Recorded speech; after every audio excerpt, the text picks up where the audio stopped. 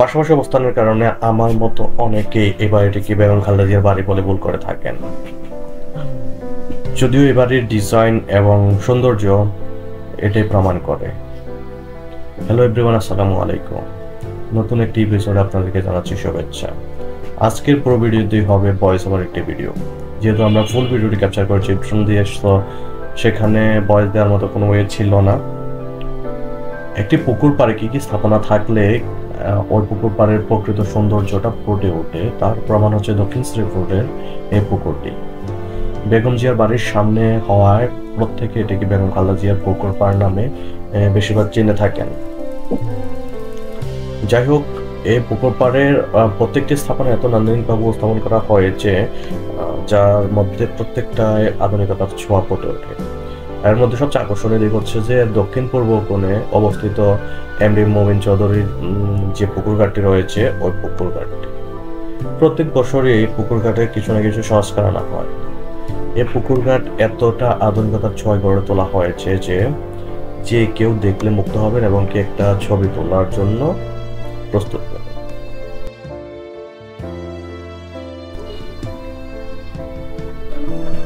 আধুনিক ও প্রাচীন স্থাপনার মিশ্রণে এই পুকুর ঘাটটি গড়ে তোলা হয়েছে। মূলত এই পুকুর ঘাটটি 3 কক্ষ বিশিষ্ট।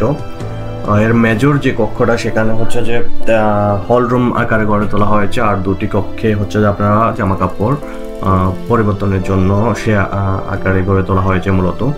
তো যাই হোক, এর যে ইউনিক ডিজাইনটা এটা প্রত্যেককে মুগ্ধ করে এবং কি বেশিরভাগ মানুষ ঘুরতে আসলে এই জায়গাটিতে ছবি তোলেন। এর দক্ষিণ পাড়ে ফলমূলের গাছ রয়েছে, দক্ষিণ পাড়টাও খালি রাখা হয়েছে। তবে দক্ষিণ পশ্চিম কোণে পীরদাদা মিয়াবাইয়ের যে মাজারটি সেটি অবস্থিত, আর এই মাজারটিও এত সুন্দরভাবে গড়ে তোলা হয়েছে যে আপনি দক্ষিণ দিক থেকে সর্বপ্রথম যখন ঢুকবেন তখনই এটি দেখে মুগ্ধ হবেন। কারণ হচ্ছে যে দক্ষিণ দিক থেকে ঢুকতে সর্বপ্রথম একদম বেগম জিয়ার বাড়ির সামনে এই পীরদাদা মিয়াবাইয়ের মাজারটি অবস্থিত। তো এটি একটা সাইনও বলা যায়। এটি আমি ছোটবেলা থেকে এই মাজারটি দেখে আসতেছি। তো যাই হোক, এর হচ্ছে যে পশ্চিম পাড়, যেটি পশ্চিম পাড়ে মূলত হচ্ছে যে ফুলগাজী ইস্কেন্দারিয়া মাদ্রাসা।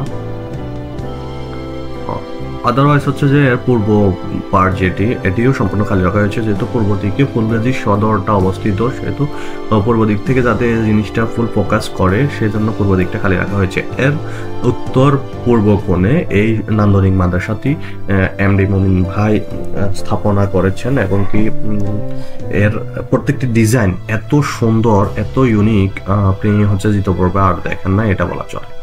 তো যাই হোক, এই বাড়ির সবচেয়ে আকর্ষণীয় দিক হচ্ছে এই বাড়িটি মূলত আওয়ামী লীগ নেতা বিপ্লব ভাইয়ের। এর পশ্চিম পাড়ে সবচেয়ে আকর্ষণীয় যে জিনিসটি সেটি হচ্ছে যে এর সুউচ্চ মিনারটি মূলত গড়ে তোলা হয়েছে বিভিন্ন দেশ থেকে আমদানিকৃত পাথর দ্বারা এবং এর গায়ে খোদাই করা প্রত্যেকটি ডিজাইন আপনি সরাসরি না দেখলে ক্যামেরা উপস্থাপন করা আসলেই সম্ভব না।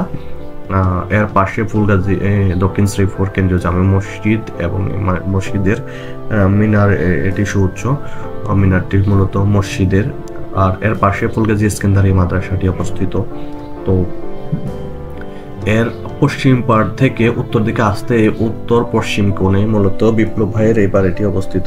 তো এই বাড়িটি পুকুর পাড়ের সম্পূর্ণ সৌন্দর্যটাকে ভিন্ন মাত্রায় যোগ করেছে। পাড়ে যে পুকুর পাড় রয়েছে, ম্যাক্সিমাম মানুষ ঘুরতে আসলে এই পুকুর পাড়ে একটি ছবি হলেও তোলে। কারণ হচ্ছে যে পুকুর পাড় এবং পাড়ের ডিজাইনটি এতটা ইউনিক আকারে গড়ে তোলা হয়েছে যে প্রত্যেকটি মানুষ এগুলো দেখলে মুগ্ধ হন। আর যেহেতু একদম প্রত্যন্ত গ্রামাঞ্চলে এরকম একটা স্থাপনা, সেহেতু প্রত্যেকটা মানুষের মুগ্ধতা ছড়ানোটা স্বাভাবিক একটা বিষয়।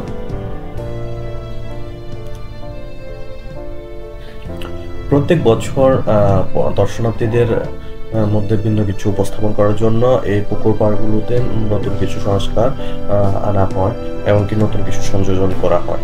আর এ বাড়ির সবচেয়ে সৌন্দর্যের আরেকটি দিক হচ্ছে এ বাড়ির যে বৃক্ষগুলা রয়েছে সুউচ্চ, ওই বৃক্ষগুলা বেশিরভাগ এখানে নারকেল গাছ সংযোজন করা হয়েছে। নারকেল গাছের সাথে কিছু ইউনিক তাল গাছ এবং আদার্স কিছু গাছ সংযোজন করা হয়েছে, যেগুলো এ বাড়ির সৌন্দর্যকে একদম সম্পূর্ণরূপে প্রকৃতির মাঝে উপস্থাপন করে।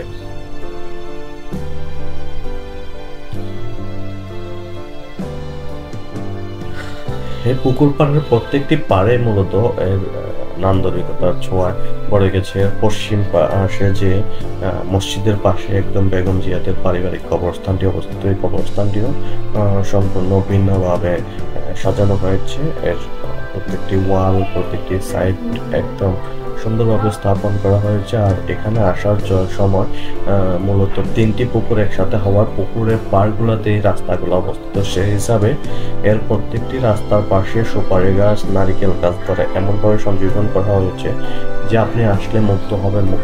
আপনার একটা সুন্দর বিকালকে সম্পূর্ণরূপে উপস্থাপন করার জন্য, সম্পূর্ণরূপে উপভোগ করার জন্য যে পরিবেশটা আপনি এক্সপেক্ট করেন, এটি হতে পারে সেই পরিবেশ। এমনকি আজকের ভিডিওটি এ পর্যন্ত। ভালো থাকবেন, সুস্থ থাকবেন, আল্লাহ হাফেজ।